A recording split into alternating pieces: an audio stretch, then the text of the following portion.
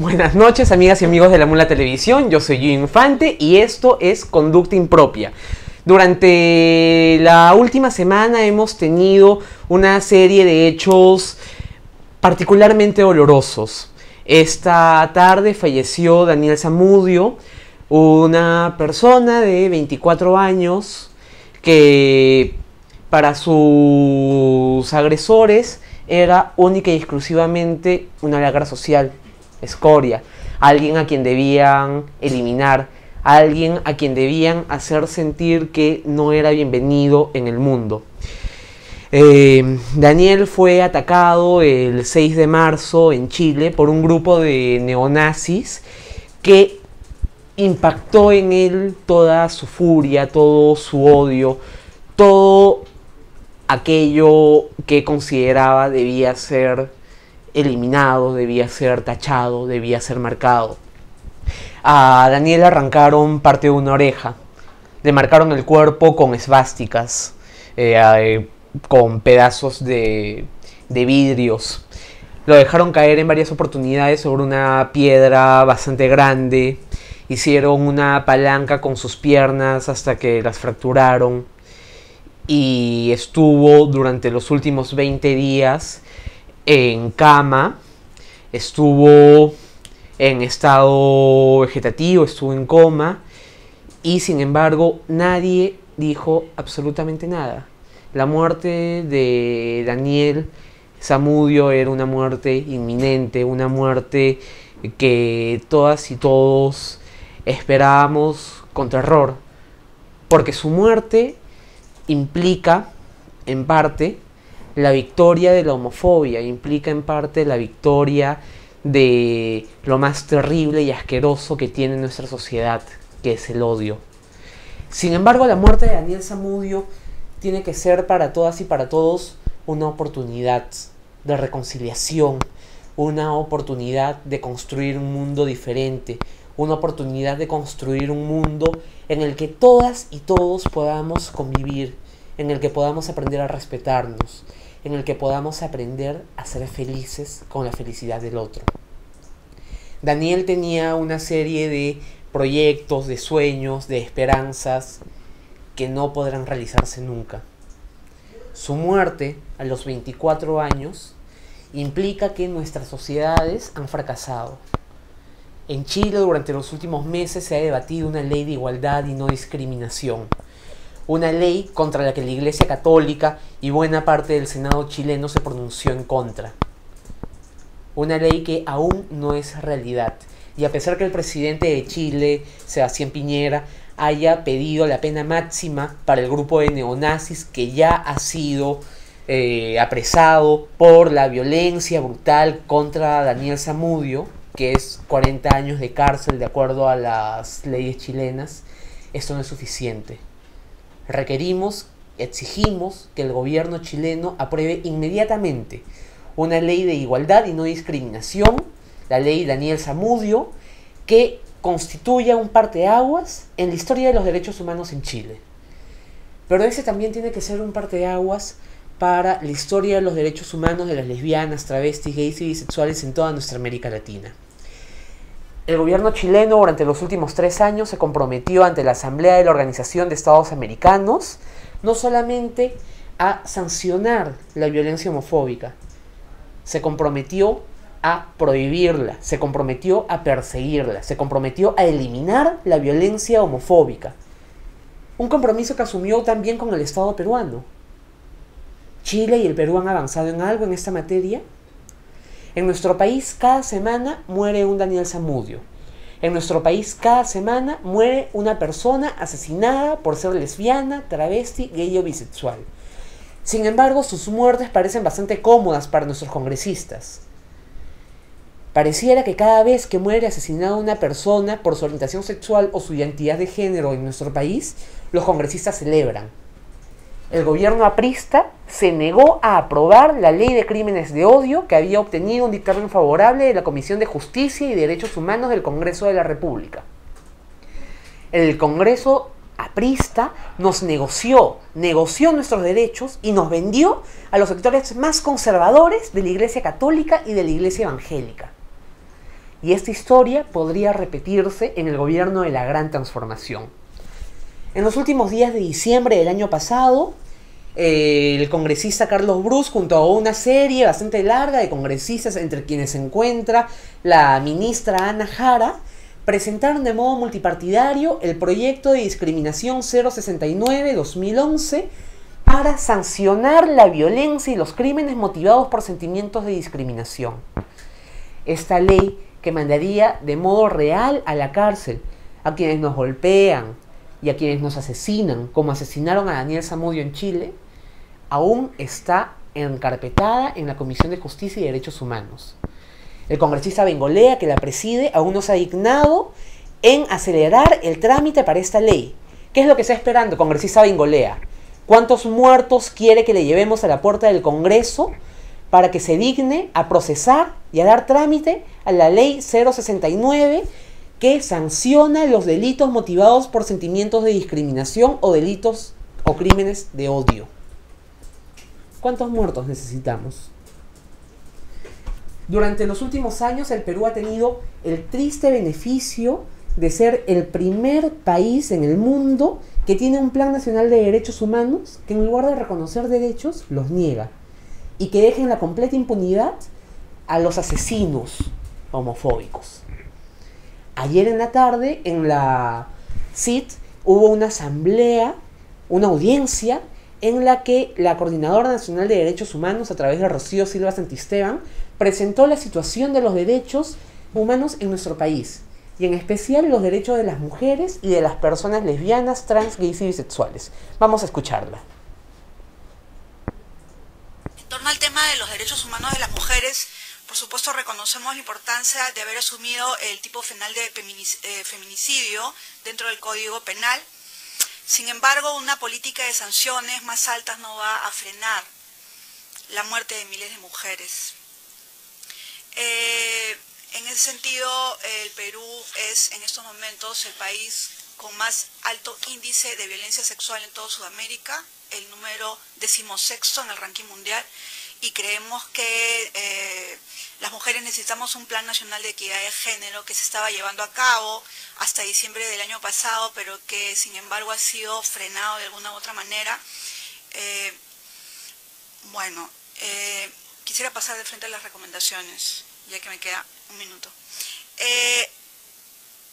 Esperamos que el Estado peruano tenga en consideración, en relación con la criminalización de la protesta, investigar las responsabilidades por el uso abusivo de la fuerza, emprender las reformas legales necesarias para derogar las normas que permiten la criminalización de la protesta y, por supuesto, permitir que el proceso de consulta sea efectivo y recoger la preocupación e intereses de los pueblos indígenas en relación a las observaciones que tienen al proceso de reglamentación de la ley de consulta. En materia de reparaciones, es importante modificar el decreto supremo 051, tomando en cuenta lo establecido en el acta firmada el 10 de noviembre del año 2011 en la sesión ordinaria de la SEMAN. A su vez, consideramos que es muy importante incorporar a las víctimas de violencia, no violación, sino violencia sexual en la ley PIR, y a su vez consideramos que debe haber un presupuesto institucionalizado para el tema de reparaciones. En materia de derechos de las mujeres y población LGTB, consideramos que es bastante importante reprimir, investigar y sancionar los delitos de violencia sexual e incluir ese tipo en la ley PIR, establecer una política clara de prevención, sobre todo enfocada hacia los varones, estableciendo políticas que detengan el machismo, aprobar el protocolo de aborto terapéutico. El aborto terapéutico está despenalizado desde el año 1924 en el Perú y en todos estos años no se ha planteado un protocolo, motivo por el cual en algunos hospitales se le niega el aborto terapéutico a las mujeres que están con peligro de perder la vida. Sancionar las prácticas denigrantes por motivos de orientación sexual, incluso los estereotipos que se difunden a través de los medios de comunicación. Implementar programas de capacitación a operadores de salud, sobre todo los que trabajan con población VIH, y crear un registro oficial de crímenes de odio. Gracias a la organización peticionaria por su presentación, como se habrán percatado. Sancionar los crímenes de odio. Esta demanda de la sociedad civil peruana, representada en la Coordinadora Nacional de Derechos Humanos, fue expuesta ayer por Rocío Silva Santisteban en una audiencia ante la Comisión Interamericana de Derechos Humanos, una audiencia sobre la situación de los derechos humanos en el Perú. Estaba ahí el ministro Jiménez. Sin embargo, a pesar de estos casi 3 minutos en los que Rocío habla de los derechos de nuestras comunidades, ¿cuántos minutos creen que dedicó el ministro Jiménez a responder sobre esos temas? ¿1? ¿2? ¿Quizás 30 segundos? No. Ninguno. Ni medio segundo. Porque parece que al ministro Jiménez las vidas de lesbianas, travestis, gays y bisexuales no le importan absolutamente nada. Quizás por eso puede convivir con un plan de justicia, un plan nacional de derechos humanos que contiene candados a los derechos de nuestras comunidades. Quizás por eso no está presionando suficientemente al conjunto de sectores para que participen en el proceso de elaboración del Plan Nacional de Derechos Humanos 2012-2016. Las audiencias empiezan mañana en Ica. Esta madrugada, Conducta Impropia estará viajando para estar en esa primera audiencia para insertar demandas de lesbianas, travestis y gays. Sin embargo, esperamos que el Estado peruano empiece a poner fin de modo decidido a la violencia y los crímenes de odio por homofobia. No necesitamos más muertos, ya tenemos suficientes, no solo en el Perú, sino en toda la región. Esperamos que la muerte de Daniel Zamudio nos siga alimentando para luchar contra la violencia, contra la homofobia, contra la intolerancia. Sin embargo, no tenía que morir nadie para demostrarnos lo terrible que son nuestras sociedades, lo terrible que es aún vivir siendo abiertamente gay o lesbiana o trans en nuestras sociedades, lo terriblemente absurdo que es morir única y exclusivamente por ser diferente.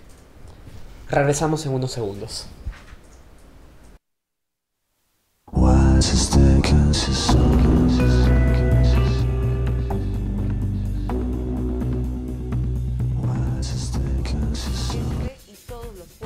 Conéctate a lamula.p para la mejor programación de la televisión en internet.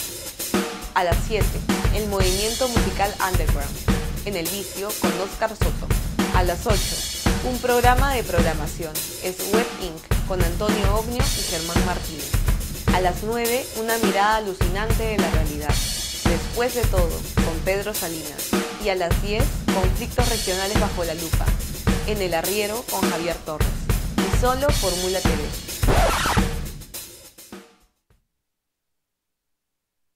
Este y todos los viernes, conéctate a lamula.p para la mejor programación de la televisión en internet. A las 7, lo mejor de la salsa, en Oye lo que te conviene con Eduardo Lidia. A las 8, amenas conversaciones con los más variados invitados, conversando con Manuel Escorza. A las 9, un repaso a la semana en Pasando Revista, con José Alejandro Godoy. Y a las 10, nuestro programa deportivo Competencia, con Diego Sarro. Y solo por Mula TV.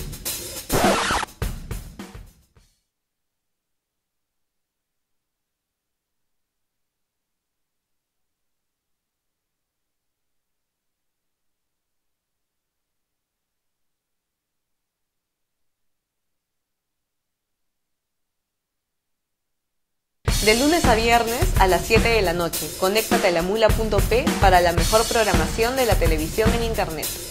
Los lunes, una mirada al arte, a través de Ventana Cultural con Gonzalo Tello.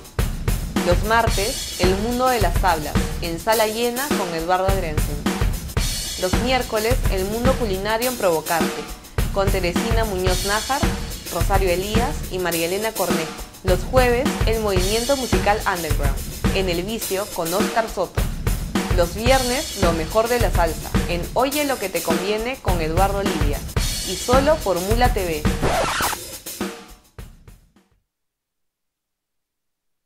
De lunes a viernes a las 8 de la noche, conéctate a lamula.p para la mejor programación de la televisión en internet. Los lunes, un repaso a la semana, en Pasando Revista, con José Alejandro Godoy. Los martes, Internet en la actualidad, Código Abierto, con Jorge Bocio y Rolando Toledo. Los miércoles, los chismes del mundo del espectáculo y la farándula, en Entrometida, con Patricia Salinas y Maritza Chino. Los jueves, un programa sobre programación, es Web Inc., con Antonio Ognio y Germán Martínez. Los viernes, amenas conversaciones con los más variados invitados, Conversando con Manuel Escorza, y solo por Mula TV.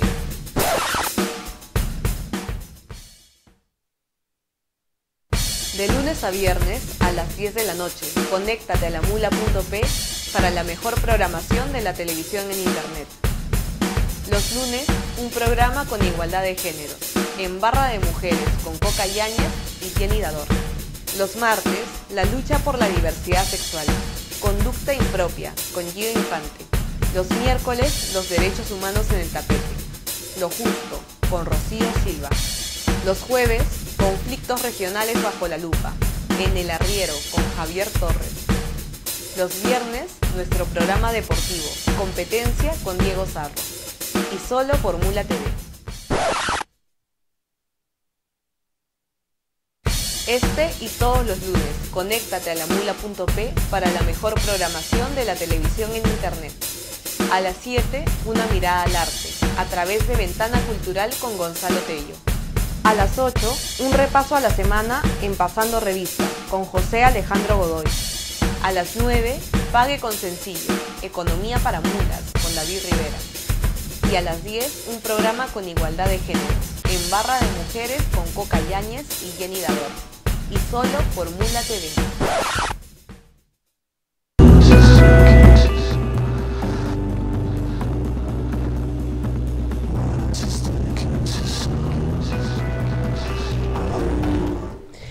Y volvemos en La Mula Televisión.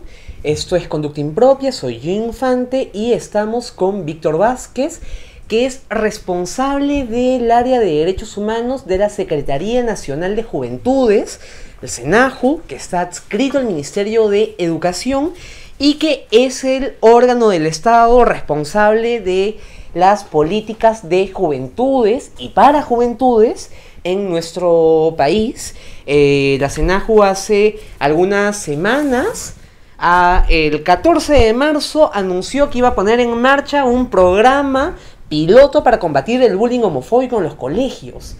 Víctor, ¿cómo es posible que tengamos una iniciativa contra el bullying homofóbico desde el Estado cuando la postura histórica del Estado y del Ministerio de Educación ha sido más bien una postura homofóbica? Buenas noches Gio, gracias por la invitación. Bueno, tu respuesta podría ser es que estamos acercándonos a cambios importantes dentro del Estado y a partir de la Secretaría Nacional de la Juventud, pues el Secretario Nacional de la Juventud ha tratado y trata de que este programa que se va a aplicar o que ya está aplicando sobre bullying homofóbico sea el comienzo de estas posibles cambios que se den en el Estado, ¿no? Actualmente. Pero, a ver, lo que entiendo es entonces, ya, bacán, puede haber mucha buena onda, puede haber muchos deseos, pero de modo real, ¿qué capacidad tiene la SENAJU para combatir la homofobia en las escuelas peruanas? Pues nosotros, desde SENAJU, como tú mismo lo has dicho, somos una entidad adscrita al Ministerio de Educación y tenemos la capacidad de poder proponer programas, pilotos, y después de ello, con el resultado y el producto que se tenga de esto, poder proponer al Ministerio de Educación que se aplique de manera más amplia, puede ser por ejemplo en Lima Callao, y así también a nivel nacional, ¿no? Esto va con una forma de pensar de querer cambiar lo que nunca se ha tocado. Como tú mismo lo has dicho, ¿no? Las personas LGB han tenido un abandono por parte del Estado durante mucho tiempo. Lo puedes ver. Bueno, y por parte del gobierno de la Gran Transformación también, porque en el conjunto de sectores han olvidado las promesas explícitas en relación a lesbianas, travestis y gays, ¿no? Y lo que se vive en nuestras escuelas es de terror, así que quisiera que nos expliques un poco en qué consta este plan piloto, pero primero vamos a ver algunas imágenes de un caso espantoso de bullying homofóbico, creo yo, además, que se reportó en un colegio de San Miguel a fines del año pasado. A mi hijo lo han tirado. Y no basta que el hijo estaba en el suelo revolcándose, llorando, gritando. Van a venir, lo van a patear y lo van a tirar encima. Carlos se ha tirado encima, no ha tenido piedad de mi hijo. Y no es la primera vez. Usted tiene que hablar con su hijo. Desesperada e indignada, así se encuentra Cristina, la madre de un niño de 12 años. Según cuenta, su hijo fue golpeado dentro de su colegio por 5 compañeros de clase, hasta el punto de dejarlo casi inválido. Usted no sabe cómo he encontrado a mi hijo llorando en la puerta del colegio, porque estos animales lo han levantado del suelo. Párate, maricón, le han dicho, para que se siente, ¿por qué lloras? Mi hijo está privado. Y nadie se ha defendido a mi hijo, ni siquiera la profesora, ni nadie. Este sería un caso más del terrible bullying o acoso escolar. Según la madre, no era la primera vez que golpeaban a su hijo. Por sus lesiones, el escolar está siendo monitoreado en el hospital del niño. Han parado, y en ese momento que me lo han parado y lo han sentado para que sea hombrecito, entre comillas, parece que le han malogrado su médula. Y es más, la animalada que ha hecho la de profesora es sacarlo a la puerta del colegio, sentado, donde lo han encontrado los bomberos. Fuimos en busca de la versión de las autoridades del colegio Isaac Newton en San Miguel. Y en un primer momento, la directora negó los hechos. ¿Acá no es? ¿Acá no hay ningún problema, nada? ¿Aquí era ¿Problema? Los niños todos ya saben. Pero una pelea entre niños de 12 y 13 años. Minutos después, aceptó que el altercado sí se produjo en el centro educativo. Los compañeros de Laura le han explicado eso, que no estaban jugando. Claro, ha sido jugando ha sido. Que se ha golpeado en todo caso la columna, un golpe. No ha sido la columna. Nosotros más bien hemos llamado al bombero para auxiliarlo. La madre del pequeño informó que ha denunciado el hecho ante la policía y solo espera que los resultados de la resonancia magnética practicada a su hijo sean favorables. Bien, estas imágenes terribles de adolescentes que son golpeados en sus colegios y les dicen párate maricón y etc. Las hemos vivido tú, las he vivido yo, y las viven cientos y miles de adolescentes lesbianas y gays. Las adolescentes trans suelen además ser expectoradas del sistema educativo, cosa que no sé si es más perversa quizás que este maltrato. Ante situaciones tan brutales, ¿qué propone la SENAJU? Mira, primero debemos entender, yo quiero que quede claro esto, que cuando hablamos de bullying, estamos hablando de un comportamiento agresivo, ¿ya? Un acto de dañar a alguien.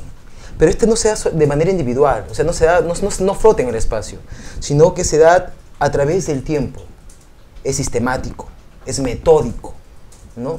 Y aún así, se da en una relación y se caracteriza por la asimetría de poder que existe. Por lo tanto, si hay una pelea entre alumnos, necesariamente no puede ser bullying. O sea, claro, tiene que existir. Claro, pero en el caso de bullying, por ejemplo, lo que podemos identificar es que hay maltrato sistemático contra un sujeto específico por características específicas, ¿no? En el caso que abordamos, sí. Por ejemplo, por bullying, por la orientación sexual real o percibida. Exacto, de es otra cosa. De la persona, ¿no? Porque igual los chicos heterosexuales afeminados también son bulleados por mariquitas y etc. ¿No? Ante esto, ¿Cómo pretende la SENAJU abordar esto en ese plan piloto que nosotros tenemos aplicando acá diferentes habilidades para el desarrollo de los alumnos? Que vamos a aplicar la cuota, en este caso sacar a determinados alumnos, si es posible a los alumnos que son más representantes o representan más en sus aulas, o capaz a los afectados en este caso, para que puedan ser capacitados. Son 25 alumnos por colegio que se están... ¿De cuántos colegios? De 4 colegios de Villa de Salvador, de los cuales ya se tiene un trabajo, no se puede hacer una coordinación. Entonces se ve habilidades cognitivas, habilidades afectivas y habilidades de comportamiento. No se trata de hacer un taller y punto. Se trata de hacer 10 sesiones en las cuales se vea un cambio de comportamiento de estos alumnos. Y estos mismos alumnos sean réplica de los temas que se van a tratar ahí mismo, ¿no?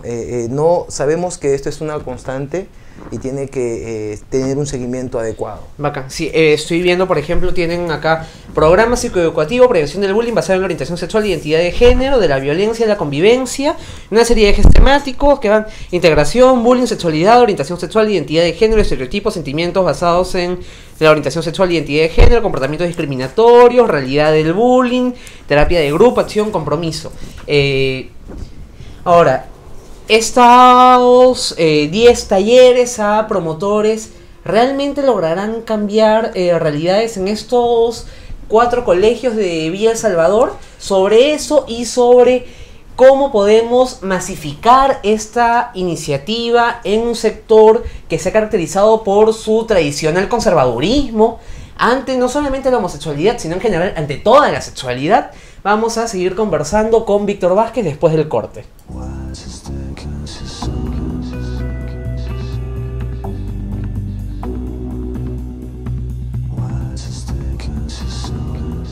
Este y todos los lunes, conéctate a lamula.p para la mejor programación de la televisión en internet. A las 7, una mirada al arte, a través de Ventana Cultural con Gonzalo Tello. A las 8, un repaso a la semana en Pasando Revista, con José Alejandro Godoy. A las 9, Pague con Sencillo, Economía para Mulas, con David Rivera. Y a las 10, un programa con igualdad de géneros, en Barra de Mujeres con Coca Yáñez y Jenny Dador. Y solo por Mula TV. Este y todo...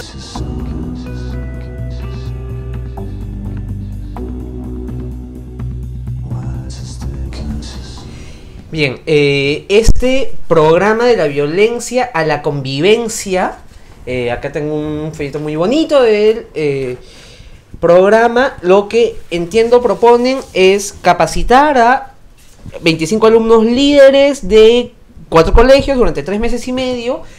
Luego de estas capacitaciones, que además veo son y deberían ser parte de la currícula cotidiana, para sincerarnos, ¿cuál es el siguiente paso?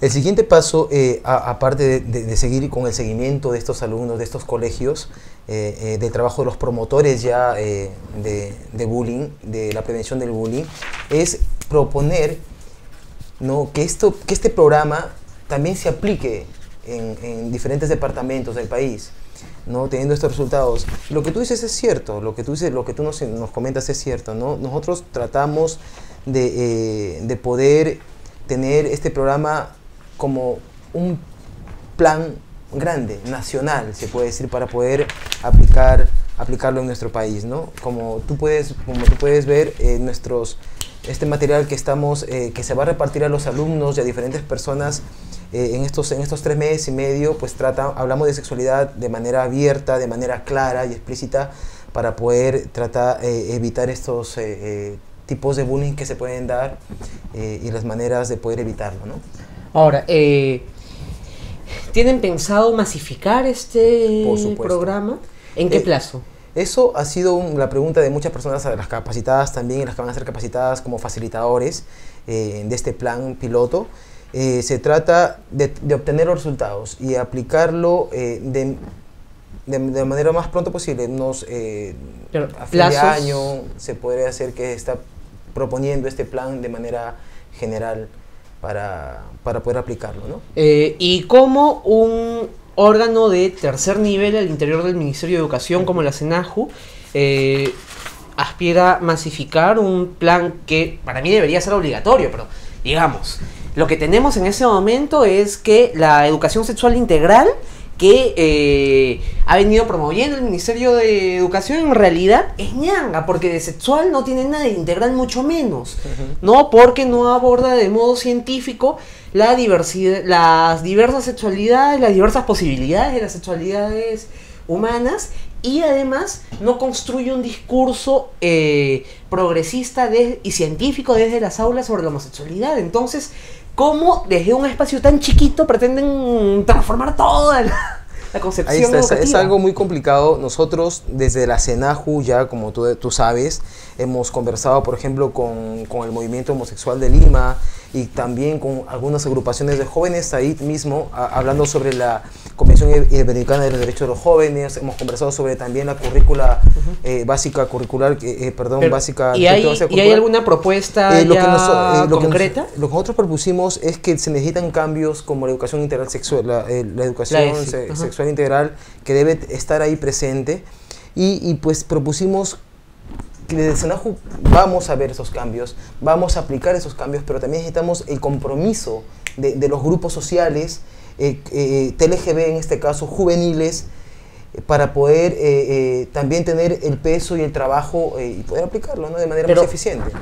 A ver, o sea, a mí me deja un muy buen sabor, por ejemplo, el ver que la SENAJU por fin esté abordando un buen sabor. La homofobia. Me parece fantástico, ¿ya? Pero siento que hay muchas buenas intenciones, pero que no hay una ruta clara trazada, ¿no? Tenemos una ley, la ley anti-bullying, que fue aprobada por el Congreso anterior, ¿no?, el 23 de junio del 2011, que según declaraciones del Consejo Nacional del presidente del Consejo Nacional de Educación, ¿ya?, era una ley inaplicable. Y además lo que sugería era que para que se aplique esta ley, como no había la cantidad suficiente de psicólogos en las escuelas peruanas, que se incorpore a los responsables de las pastorales juveniles de las iglesias. Entonces a mí se me paran los pelos, porque digo, oye, un responsable de pastorales juveniles católico evangélico promedio no está en capacidad de abordar bullying homofóbico, claro, ¿no? que no, claro que no. Ante eso, ¿qué han hecho así de modo concreto? Nosotros estamos trabajando esto no solamente de SENAJU, SENAJU tiene el apoyo y la colaboración de Impares y CPSEX, que son centros, instituciones donde hay psicólogos que trabajan estos temas también de manera abierta y muy clara, ¿no? Y sabemos que tratamos de ver que estos comentarios en los cuales dicen que personas o catequistas puedan ser los coordinadores o los tutores que puedan hablar de bullying a personas que posiblemente tengan una orientación sexual diferente, homosexual en este caso, o bisexual, ¿no? Sabemos que no va a ser tratado de una manera eficiente, ¿no? Claro, es de terror. Por supuesto que es de terror. Es como que nos manden a Fernando Maestre o a Cipriani o a Laya a las escuelas, ¿no? Pero, a ver, por ejemplo, la SENAJU, yo sí creo que es un órgano muy chiquito, que tiene un montón de responsabilidades y que genera mucha expectativa. Una de las responsabilidades que tienen es la de la opinión técnica en la Convención Iberoamericana de Derechos de los Jóvenes, que fue firmada por el Perú en el año 2005 y que el anterior Congreso de la República decidió meter a la congeladora. La primera propuesta era que se apruebe que se ratifique esta convención con reservas, es decir, yo firmo ante la comunidad internacional, no hay ningún problema, pero luego digo, pero ¿sabes qué? Tales y tales artículos que dicen que las personas homosexuales son humanos, no son marcianos, no muerden, no comen niños y también tienen derecho a no ser discriminados, a no discriminarlos yo no me comprometo, pero a todo lo demás sí. Logramos en ese momento que no se logre tal aberración jurídica y que se comprometan a todo o a nada. Pero aún hay en el expediente que fue enviado por Relaciones Exteriores, la opinión técnica que fue enviada por la CONAJU, cuando era la secretaria CONAJU, ¿no? Exacto, cuando era hija de una gran dirigente aprista y homofóbica, donde este órgano de la juventud decía que evidentemente no había que aprobar esta norma, que cómo era posible que los homosexuales quisieran no ser discriminados. La CENAJU hasta el momento no ha emitido opinión técnica al nuevo Congreso diciendo que eso es una barbaridad y que no están de acuerdo con esa postura. ¿Lo van a hacer? ¿No lo van a hacer? ¿Cuándo? Yo creo que CENAJU ya tiene una postura de inclusión a todos y a todos. Eso es clarísimo, pero... Por eso, nosotros hemos hablado igual en distintas agrupaciones, con distintas agrupaciones de jóvenes, sobre la ley, sobre la Convención Iberoamericana de los Derechos de los Jóvenes. Y que estos artículos que han sido observados, pues tienen que ser admitidos. Porque son de justicia, porque son importantes para el desarrollo de todos los jóvenes, de todas las y los jóvenes. Claro, ¿no? pero eso lo sabemos tú, yo, claro. La gente que nos está viendo, y obviamente al hacer programas como ese me queda clarísimo la postura progresista de la CENAJU y del actual secretario. No, y te cuento. Pero el asunto es que en términos de procedimientos, ¿no? Es necesario que haya un documento de opinión técnica de la CENAJU y ya... René Galarreta tiene, ¿cuánto? ¿Casi un año?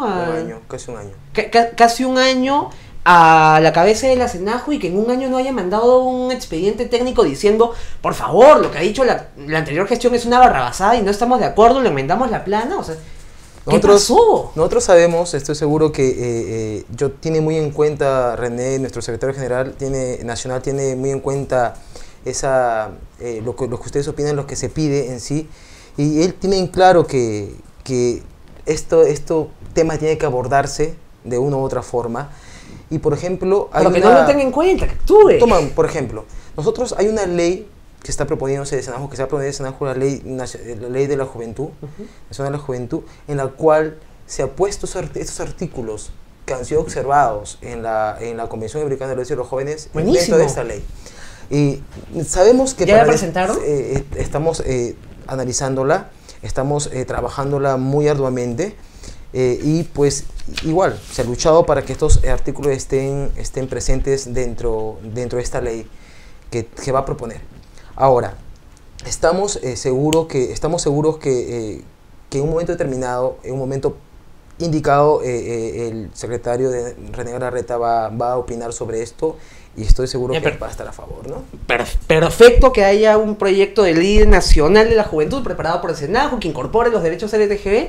Mis felicitaciones, pero el asunto es, en ese momento en la Comisión de Relaciones Exteriores del Congreso hay un expediente técnico firmado por la CONAJU y que, claro, el asunto es que lo que era CONAJU ahora es CENAJU. Y mientras la actual CENAJU no diga, esto es una barrabasada y no estamos de acuerdo, va a seguir siendo esa la postura oficial.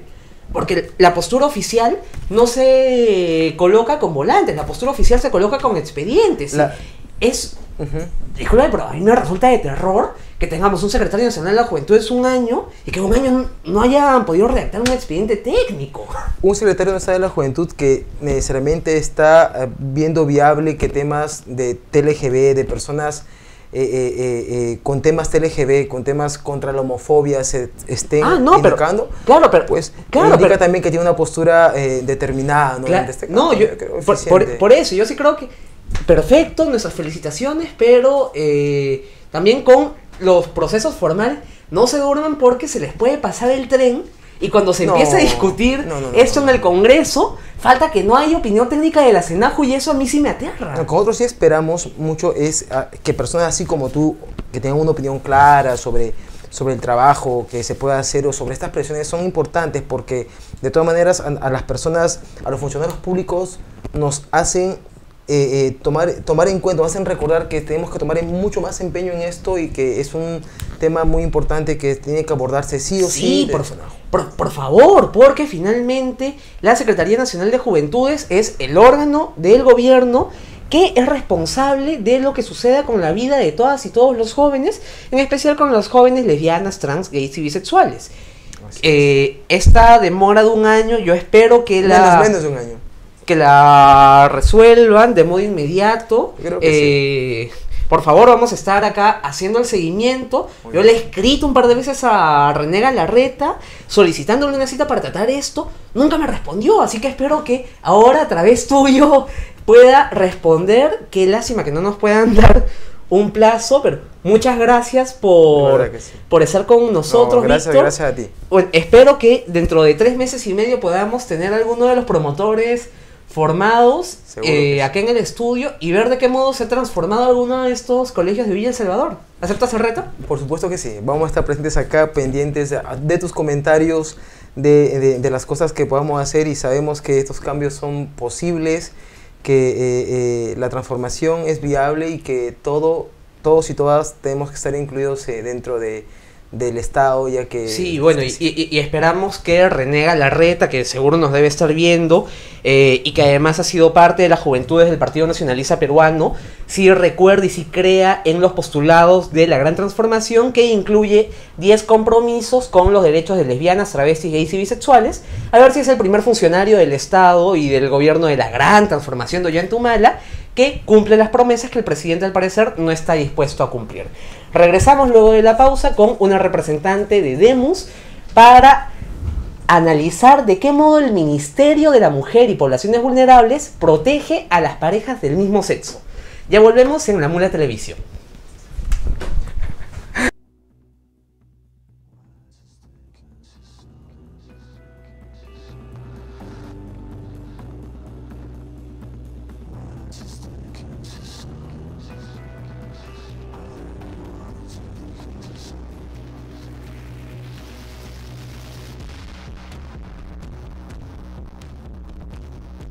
Este y todos los martes, conéctate a lamula.p para la mejor programación de la televisión en internet. A las 7, El Mundo de las Tablas, sala llena con Eduardo Adriansen.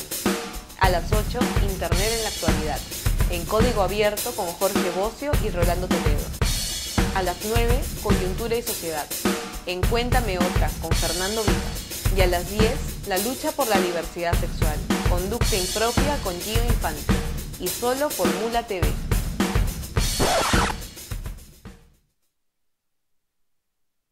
Este y todos los jueves, conéctate a lamula.p para la mejor programación de la televisión en internet. A las 7, el movimiento musical Underground, en El Vicio con Oscar Soto. A las 8, un programa de programación, es Web Inc. con Antonio Ognio y Germán Martínez. A las 9, una mirada alucinante de la realidad. Después de todo, con Pedro Salinas. Y a las 10, conflictos regionales bajo la lupa, en El Arriero con Javier Torres. Y solo por Mula TV.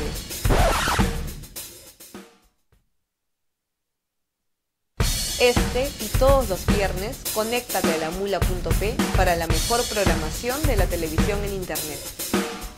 A las 7, lo mejor de la salsa, en Oye lo que te conviene con Eduardo Olivia. A las 8, amenas conversaciones con los más variados invitados, Conversando con Manuel Escorza. A las 9, un repaso a la semana en Pasando Revista, con José Alejandro Godoy. Y a las 10, nuestro programa deportivo Competencia, con Diego Zarro. Y solo por Mula TV.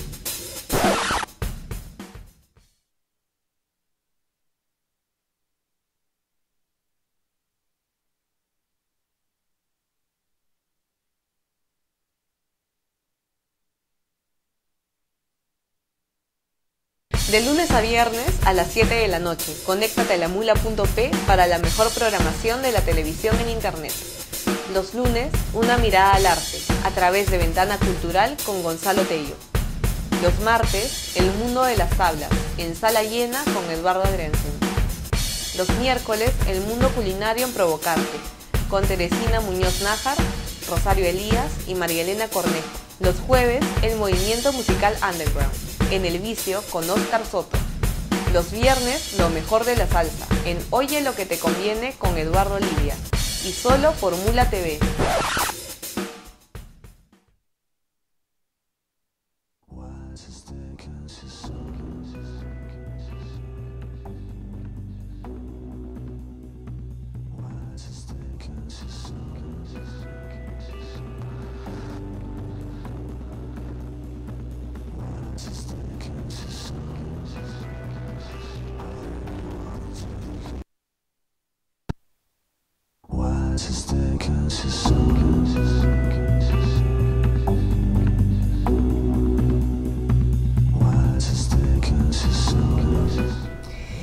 Seguimos en conducta impropia, esperando que el Secretario Nacional de Juventudes esté en ese momento redactando la opinión técnica para que el Congreso ratifique de modo irrestricto la Convención Iberoamericana de Derechos de los Jóvenes.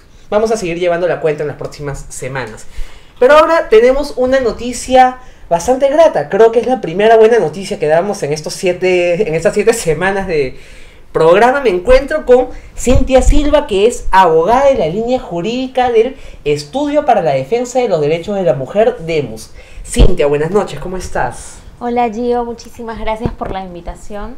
Igual estamos aquí a su disposición para lo que a ustedes se les ofrezca en esta oportunidad. La ley de violencia familiar es la que nos convoca. Sí, hace un par de semanas recibí un correo electrónico que me dejó un poco preocupado de una funcionaria de un centro de emergencia mujer que nos refería que había llegado a un centro de emergencia mujer una pareja gay, una persona gay que refería que su pareja conviviente del mismo sexo lo había golpeado y que ellos en el centro de emergencia mujer no sabían cómo responder ante esta situación porque asumían que la ley de protección a la violencia familiar no incluía a las parejas formadas por personas del mismo sexo.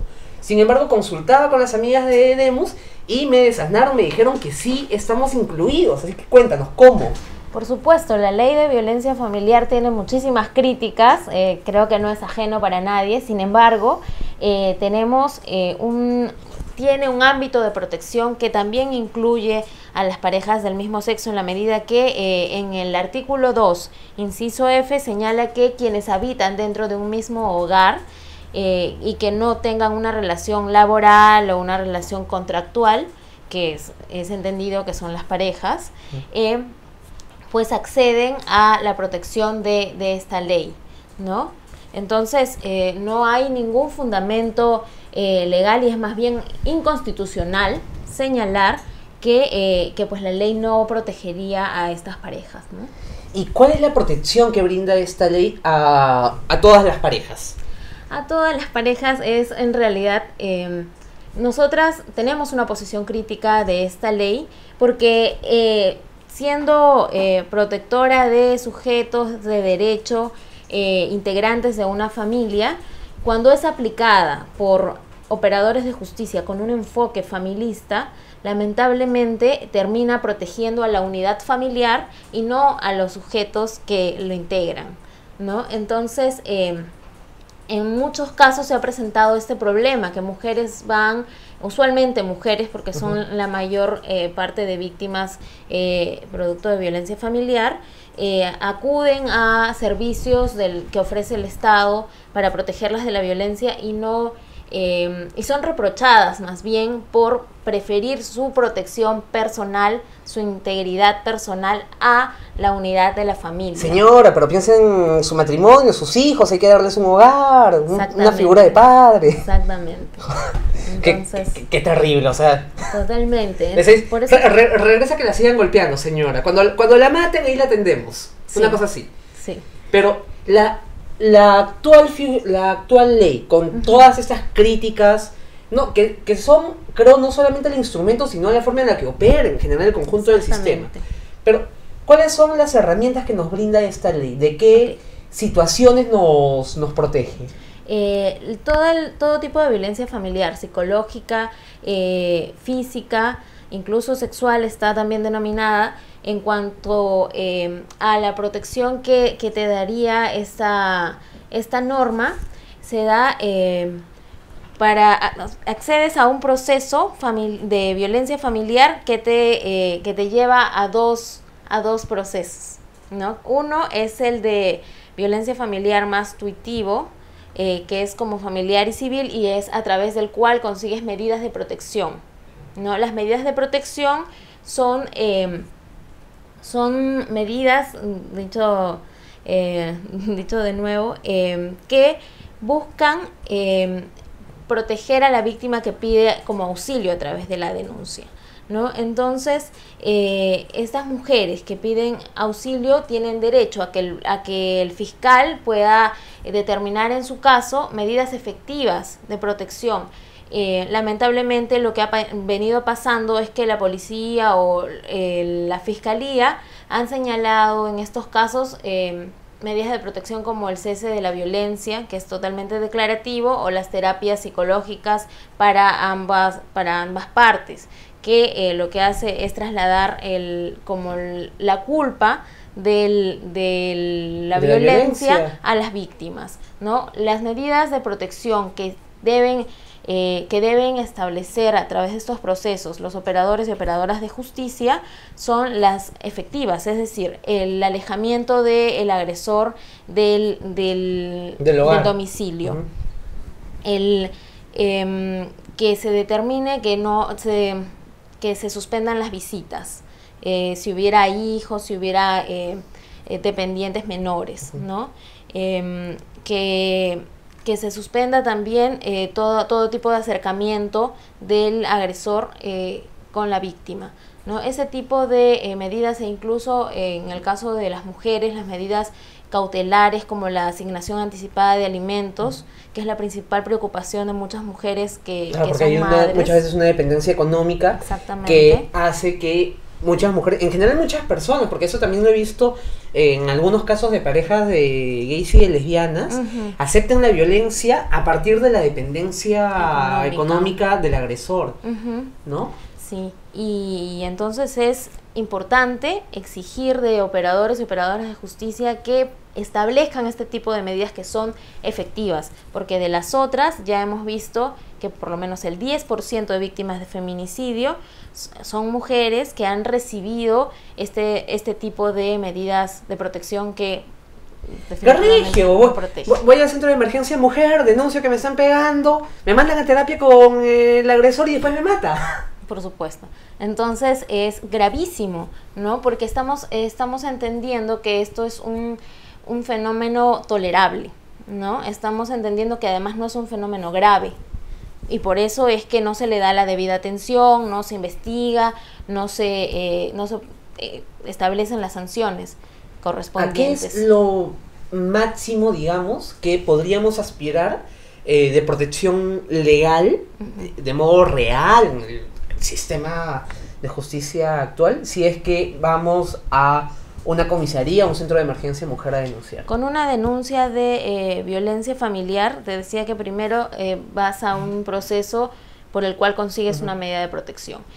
Pero también hay otro proceso que también se activa con la denuncia por violencia familiar, que es el proceso penal. Si hubiera algún delito, lesiones leves, graves, lesiones secuestro, leves, graves, secuestro, violación sexual. Porque hay violación dentro de una pareja. Por supuesto, ya eso ha quedado claro a partir de del Código Penal del 91, que establece que no importan las relaciones personales, sino simplemente que se venza la voluntad, ¿no? Por algún medio, uh-huh, de la víctima para acceder sexualmente a ella. No recuerdo en qué código, pero es en una versión de hace varias décadas. Era obligación de la mujer las relaciones sexuales con el esposo.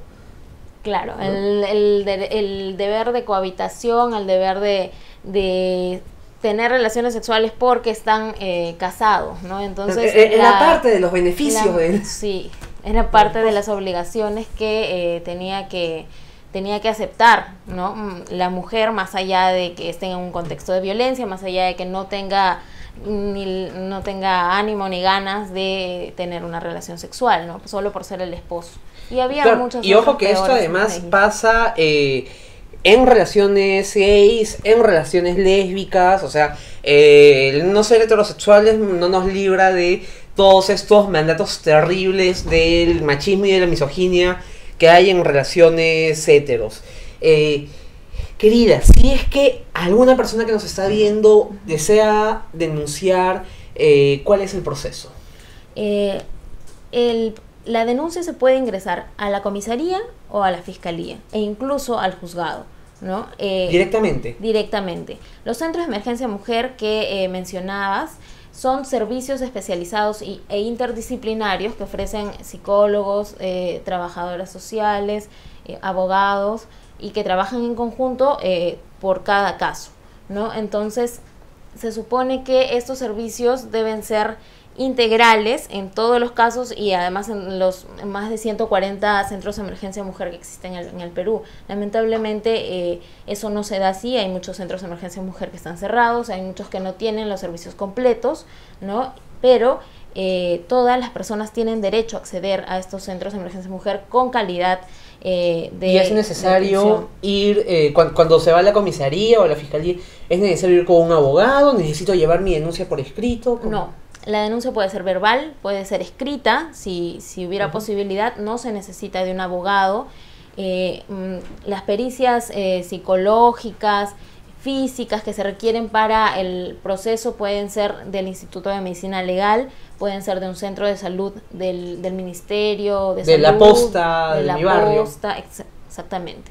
Y son además gratuitos, ¿no? Entonces existe ese derecho. O sea, ¿no hay que pagar nada? No hay que pagar nada para este proceso, ni para la denuncia, ni para las pericias, ni para las declaraciones, ni para nada.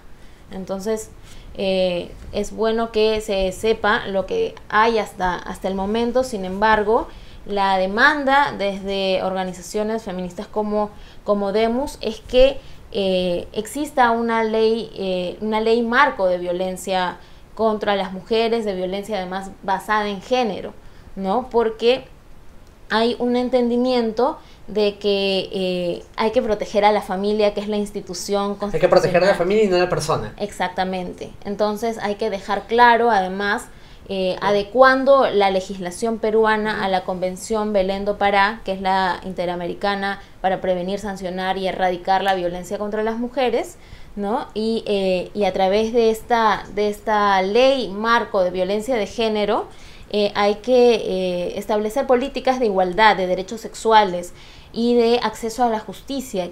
Dentro de las de acceso a la justicia, además, garantizar una sanción, una investigación, un procesamiento efectivos, y además de una reparación para las víctimas de violencia, no solamente en el ámbito familiar, porque entenderás que hay parejas no solamente convivientes, ¿no? Sino también... claro, porque la actual ley solo te protege si eres conviviente. Sí, conviviente, casado, con...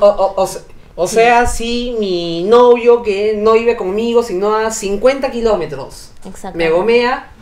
No pasa nada, ya fui. Y a nadie, y tampoco a las parejas heterosexuales, ¿no? No, entonces es terrible. Ministra Jara, a ver si, por favor. Además ha tenido declaraciones interesantes los últimos días. Ha tenido declaraciones interesantes. Lo único que nos preocupa es que ella concentra todos sus esfuerzos en la sanción drástica, ¿no? En la condena, y además pide penas más graves todavía de las que hay, y allí no está el problema. Necesitamos prevenir antes de sancionar. Prevenir, y además que los aplicadores de estas leyes transformen sus estereotipos, sus prejuicios de género, ¿no? Por los cuales hay casos como Pfeffer y casos como Avencia Mesa, por los cuales se condena prejuicios. Por prejuicios hay un camino por recorrer sexual muy largo. Cintia, muchísimas gracias por esclarecernos los alcances de esta ley. Si alguien, entiendo, Demus tiene un servicio de orientación legal. Demus tiene, nosotras trabajamos en vigilancia de las políticas de Estado de justicia, de prevención, pero podemos atender orientación y derivación, no atendemos los casos, no los llevamos. Ya no tenemos los servicios para de consultorio. Exacto. Y si alguien quiere contactar con Demus, ¿a qué teléfono, a qué correo, a qué web? www.demus.org.pe. Allí nos pueden contactar, y también es bueno fortalecer la difusión de los servicios que ofrece el Estado, ¿no? Que debe mejorarlo cada vez más. Pero ¿hay alguna dirección donde podamos encontrar el directorio de Centros de Emergencia Mujer? Centros de Emergencia Mujer en la línea 100. Uno llama gratuitamente a la línea 100 y allí le dan toda la información necesaria para una víctima de violencia familiar, sea esta mujer, por ser persona, mujer, gay, quien gay, sea, lesbiana, transexual, todos tienen protección de la ley de violencia familiar y por lo tanto el Estado tiene el deber de brindarla, ¿no? Perfecto. Muchas gracias, Cintia. Ya saben, todas y todos pueden llamar a la línea 100 si es que han sido víctimas de violencia en sus hogares. Cerramos el programa con la indignación que nos deja la muerte de Daniel Zamudio en Chile, con la indignación que nos dejan los cientos y miles de muertes que registramos todos los años, no solamente en el Perú, sino alrededor del mundo, de personas que son asesinadas única y exclusivamente por ser quienes son, por ser lesbianas, por ser trans, por ser gays, por ser mujeres, por ser indígenas, por ser afrodescendientes, en fin. Apostamos por un país y por un planeta en el que ninguna persona tenga que morir asesinada, en el que todas y todos podamos convivir y podamos aprender un poco de aquellas y aquellos a quienes sentimos o vemos diferentes. Confiamos en que el Estado peruano prontamente dé trámite al proyecto de ley 069 que fue presentado el año pasado por una larga serie de congresistas, y esperamos que la Secretaría Nacional de Juventudes se anime a enviarle al Congreso su postura sobre la Convención Iberoamericana de Derechos de los Jóvenes, por favor. Bueno, esto es todo a esta semana. Soy Gio Infante. Nos reencontramos el próximo martes a las 10 de la noche por La Mula Televisión. Y si desean ver este o los programas anteriores, pueden entrar a conductaimpropia.lamula.pe. Esto fue Conducta Impropia. Buenas noches.